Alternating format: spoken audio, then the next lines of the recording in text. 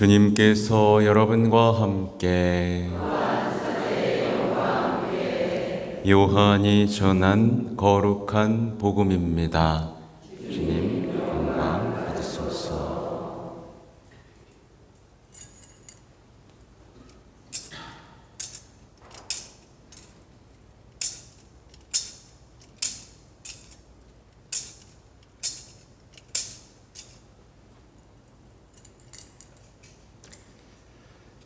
그때 예수님께서 갈릴레아 호수 곧 디베리아스 호수 건너편으로 가셨는데 많은 군중이 그분을 따라갔다. 그분께서 병자들에게 일으키신 표징들을 보았기 때문이다. 예수님께서는 산에 오르시어 제자들과 함께 그곳에 앉으셨다. 마침 유다인들의 축제인 파스카가 가까운 때였다.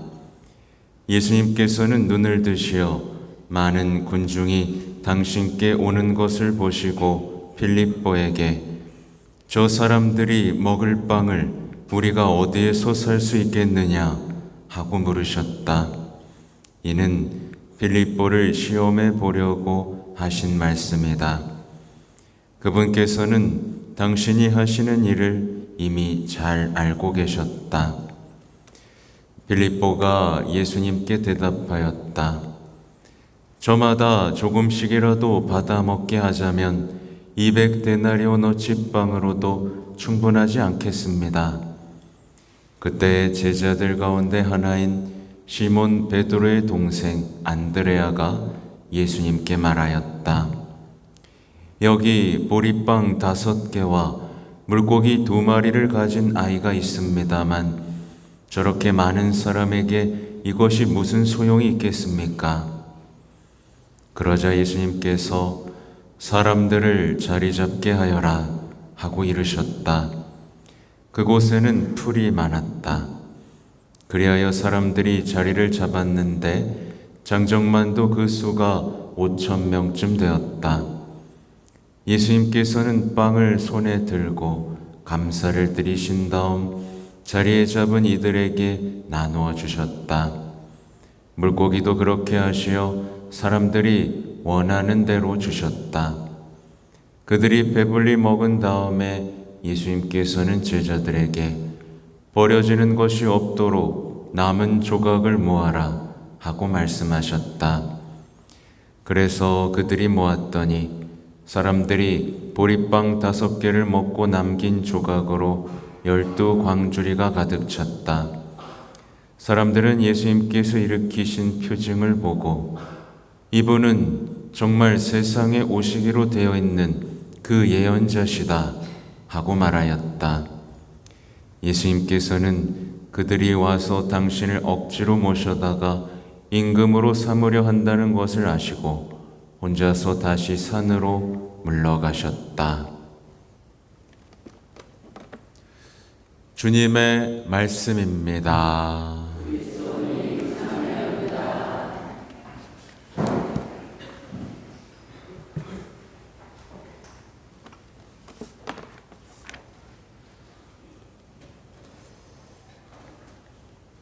찬미 예수님. 네, 날씨가 무척 덥죠? 네, 오느냐고 고생하셨습니다. 네, 잠깐만 나가도 날씨가 아주 뜨거워요. 그럼에도 불구하고 이렇게 11시 미사를 채워주신 여러분 정말 고맙습니다. 제가 9시 때도 얘기했는데요. 제가 요즘에 주일에 대한 회개를 좀 얘기를 하고 있어요. 여러분은 잘 지키는 분이지만 우리는 주일에 대한 회개를 좀 해야 됩니다. 왜냐하면 예수님께서는 7일 중에 단 하루만 내게 다오 라고 하셨거든요. 7일 중에 단 하루만이다. 이날은 내게 다오. 근데 우리 보통 어떻게 쓰고 있죠? 공휴일로 지냅니다. 내가 하고 싶었던 것을 하는 날, 내 몸과 마음을 챙기는 날로 만들어버리죠. 그러면 주의를 지킨 거예요? 안 지킨 거예요? 네, 안 지킨 거예요. 그러니까 미사만 나왔다고 주의를 지키는 게 아니라 과연 그 소중한 하루를 생각해 보세요. 7일 중에 하루를 못 드려요? 여러분? 그래요, 우리? 7일 중에 하루를 주님께 드릴 수 있어야 됩니다. 그렇지 않으면 예수님께서는 우리에게 아무것도 해주실 수가 없어요. 해주고 싶은데 해줄 수가 없는 영혼의 상태가 되고 맙니다. 그래서 여기에 대한 회개가 필요하고, 오늘 어떻게 강론을 해야 될지 모르겠어요. 왜냐하면 노인의 날 담화문도 정말 길고 오늘의 복음도 예사 복음이 아니기 때문인데요. 적어 놓은 것을 통해서 좀 충실하게 복음을 통해 살펴보고 싶습니다. 오늘 복음을 아마 많이 보셨을 거예요. 오늘 복음을 보시면서 아마 회개할 거리를 찾은 분들이 얼마나 되는지 모르겠어요. 오늘 복음에서는 예수님이 하시고자 하는 일이 있어요. 그리고 이 오늘 복음은 또 미사를 상징하기도 합니다. 하시고자 하는 것과 인간적인 생각들이 충돌하고 있어요. 그렇죠? 예. 아유, 돈이 얼마나 많이 드는데요. 이런 필리포의 생각하고, 에휴, 그게 무슨 소용이 있겠어요. 라는 것들이 충돌하고 있죠. 그래서 오늘, 그리고 또 그 아이의, 조그만 아이가 가진 걸 다 내놓지 않습니까? 보통 아이들은 혼자 먹으려고 숨기는데, 이 배고픈 사람들을 보면서 이거라도 드릴게 어떻게 좀 해주세요 라고 하는 이 아이의 연민. 그래서 우리가 얼마나 예수님과 멀어졌고 아이와도 다른지를 돌아보면서 삶을 좀 돌아봐야 되는데요. 그렇죠. 우리가 이웃들에게 얼마나 냉랭했는지, 우리는 얼마나 모으려고 하고 늘리려고 하고 챙기려고만 했는지, 또 예수님을 사랑한다면서 얼마나 계산적이고 예수님을 몰라드렸는지, 결국 왜 우리 삶에는 기적이 사라져버렸는지를 정말 철저하게 통회할 수 있어야 됩니다. 특별히 여러분에게 오늘 이야기에 대해서 말씀드리고 싶은 건, 오늘의 얘기를 결코 나눔의 기적으로 이해하지 말자라는 거예요. 이 근래에 복음을 인간적인 교훈을 주는 그냥 아름다운 일화로 축소하려는 시도들이 너무나 많았어요. 그래서 복음을 읽고 나서 그냥 인간적으로 예를 들면 이런 거잖아요. 아이가 나눠가지고 어른들이 부끄러워서 나눠가지고 다 같이 잘 먹고 잘 살았다. 우리는 나눠하고 살아야 된다. 이렇게 해버리면 이게 복음 맞아요? 복음이 아닌 거죠. 마지막 순간을 보십시오. 사람들은 이분이 세상에 오시기로 한 예언자다. 기적을 봤어요. 표징을 본 겁니다. 그래서 인간적인 교훈으로 축소시키려는 모든 노력들은 악에서 온다 라고 생각하시면 됩니다. 서로 나누었기 때문에 기적이 일어난 게 아니에요. 예수님께 거저 드렸기 때문에 모두가 배불리 먹은 겁니다. 이 차이를 분명하게 이해해야 됩니다. 그래서 이와 관련해서 교황님이 남겨주신 글이 있는데, 하나의 일종의 기도이고 하나님을 대신해서 우리에게 말씀해 주시는 이야기인데요. 읽어드리면 이렇습니다. 용기를 내라. 너희가 가진 작은 것, 너희의 탤런트, 너희의 재산을 내어주고 그것들을 예수님과 형제들이 사용할 수 있게 내어놓아라. 두려워하지 마라. 아무것도 잃지 않을 것이다. 만일 너희가 나눈다면 하나님께서 많게 하실 것이기 때문이다. 부족하다고 느끼는 거짓 겸손을 버리고 나를 믿어라. 사랑을 믿고 섬김의 힘을 믿고 무상의 힘을 믿어라. 이 말씀을 하셨어요. 여러분, 한국 대체로 잘 살죠, 그죠? 네, 여러분 모자라요, 남아요? 나 모자란다. 아유, 나 쓰기도 모자라다. 아니면 어우, 충분히 나눌 수 있어요. 어디에 속하세요? 모자라요? 얼마면 돼요? 완전히 다른 삶의 방식을 지금 예수님께서 보여주고 계십니다. 그러니까 오늘 복음은요, 이제 제가 사복음서에 다 나온다 그랬잖아요. 그래서 다 특징이 조금씩 달라요. 근데 요한복음에서 아주 두드러지는 특징은 이제 예수님이 주도권을 가지신다는 특징이 있어요. 예를 들면 빵도 제자들이 나눠주잖아요. 다른 복음에서는, 여기서는 예수님이 직접 나눠줘요. 하나의 미사를 상징하고 이 미사 안에서 사제 인격 안에 내재하시는, 인격 안에 계신 예수님을 이제 상징한다고도 봅니다. 아무튼 오늘 복음에서 제가 이제 교황님의 묵상을 통해 발견한 아주 특별한 건 뭐냐면, 만약에 여러분이 빵을 나눠줬을 때 여러분이라면 어떻게 나눠줄지 생각해 보세요. 보통 우리는 빵을 많게 만든 다음에 사람들이 우와 라고 하면 가져가 다 먹어. 보통 이렇게 할 것 같죠? 네, 이렇게 해야 그런 상상하잖아요. 근데 그러지 않고, 많게 하시지 않고 계속 나눠요. 그죠? 계속 나누는데 이게 모자라요, 안 모자라요?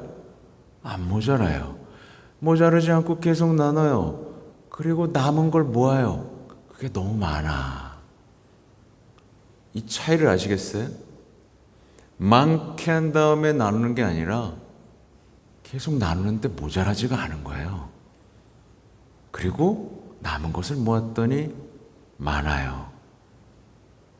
그래서 오늘 기적은 많게 한 기적이 아니라 사실은 많이 남은 기적이에요.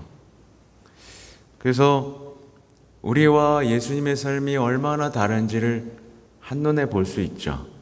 우리는 보통 어떻게 하죠? 모읍니다. 모아요. 그죠? 모으기 위해서 나눠요, 안 나눠요? 안 나눠요. 그리고 많게 합니다. 계속 늘려요. 재산도 늘리고 명예도 늘리고 권력도 늘리고 계속 많게 합니다. 그리고 많아진 다음에 감사합니다 라고 얘기합니다. 그리고 창고 하나 더 짓죠. 맞죠? 모으고 늘리고 많게 하고 고맙습니다. 그 다음 창고 하나 더 짓습니다. 근데 예수님은 반대로 하십니다. 어떻게 하시죠? 감사를 드리고 나눕니다. 그 다음에 남은 것을 모았더니 많습니다. 차이를 아시겠어요? 나누니까 모자라지가 않은 거예요. 근데 우리는 많아야 나눈다고 생각하고 못 나눠요. 그죠? 체험해 보신 분들 있을 거예요. 누가 도움을 청했을 때 줘버리자. 근데 갑자기 채워져. 그죠? 체험해 보신 분 있으세요? 근데 줘야 되는데 나도 모자라. 그래서 계속 모아. 계속 모자라다는 느낌이 있는 사람들이 있을 거예요. 그죠? 어떤 전환점을 예수님이 요구하시는지 아실 겁니다. 사실 많아지면요, 교만해집니다. 예를 들면 제가 신자 수를 늘린다고 생각해 보세요.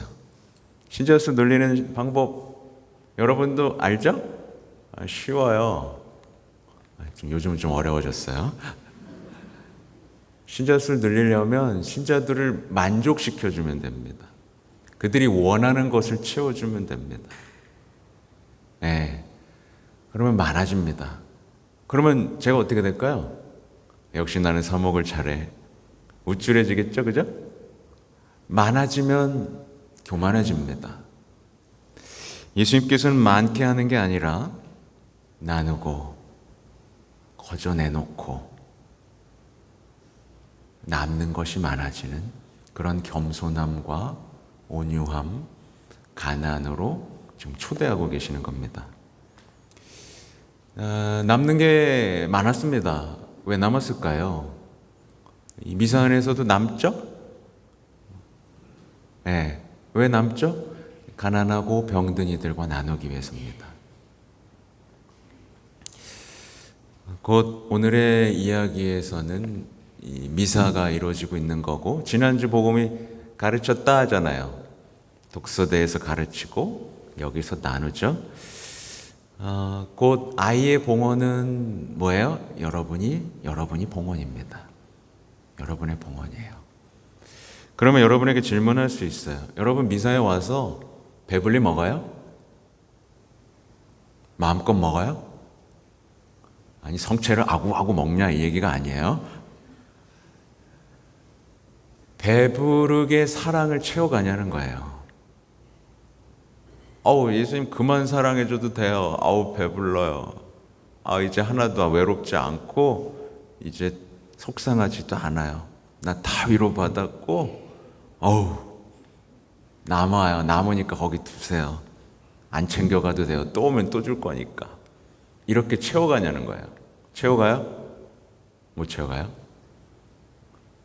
못 채워가는 사람들이 성당에서 말썽을 일으키죠? 못 채워가니까 이 사랑을 어디서 채우려고 그래요? 자리에서 채우기도 하고 신부에게서도 채우려고 합니다. 아까도 얘기했지만 어떤 분들이 미사 왔다가 제가 인사를 안 했다고 삐졌다고 가요.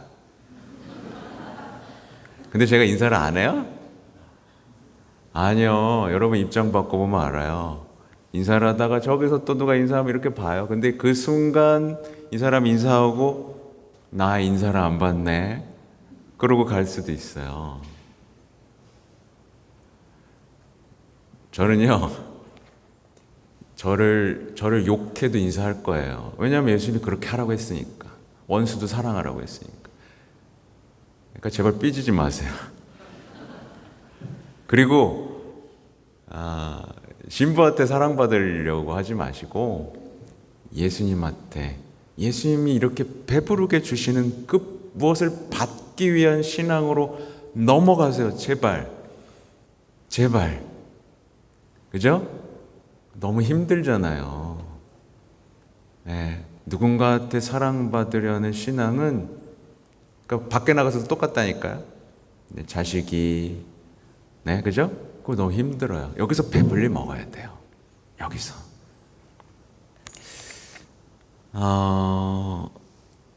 필립보는 참 계산적이에요. 어디서 살 수 있을까 그랬더니 얼마가 들겠습니다. 예수님한테 돈이 필요해요?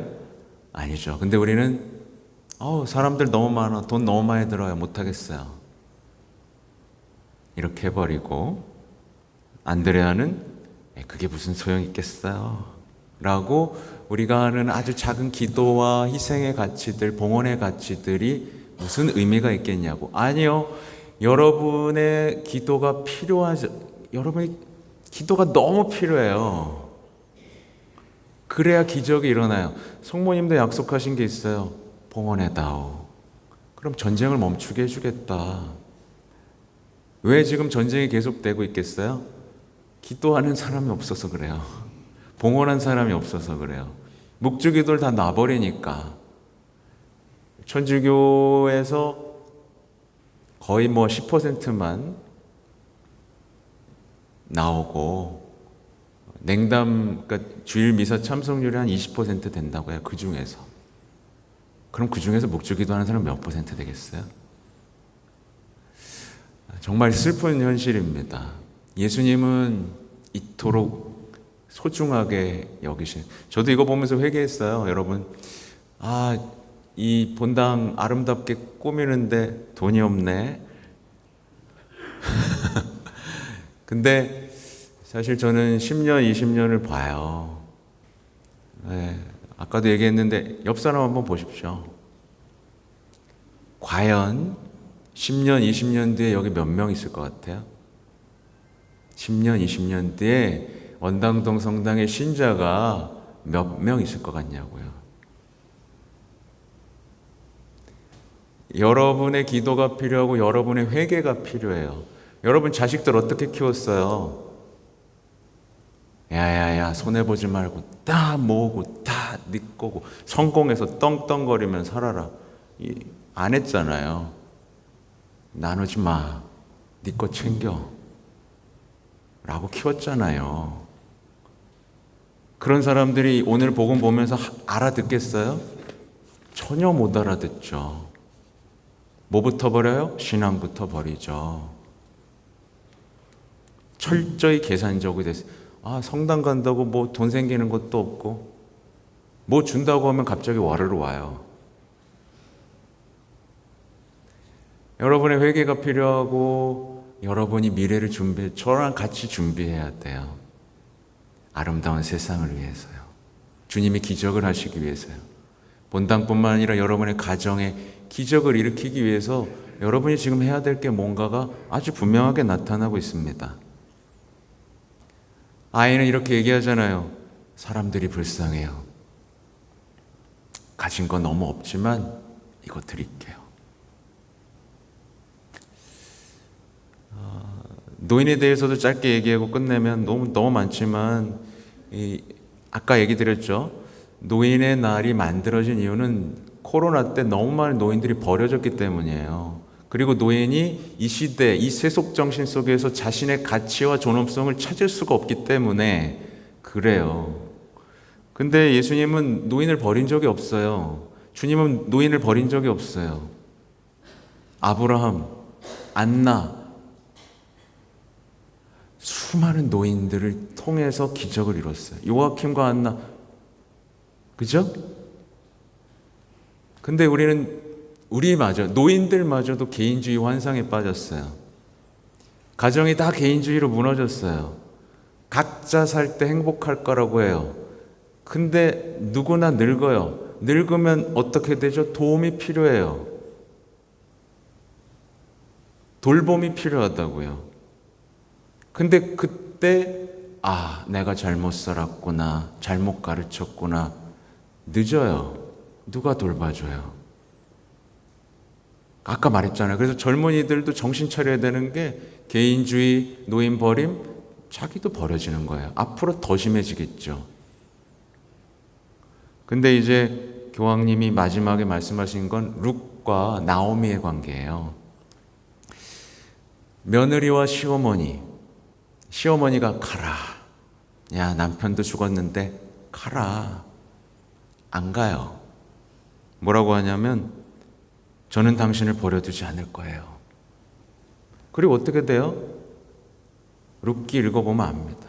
축복, 결혼의 축복, 행복, 새로운 가정 꾸려집니다. 그리고 예수님의 족보에 이름이 새겨집니다.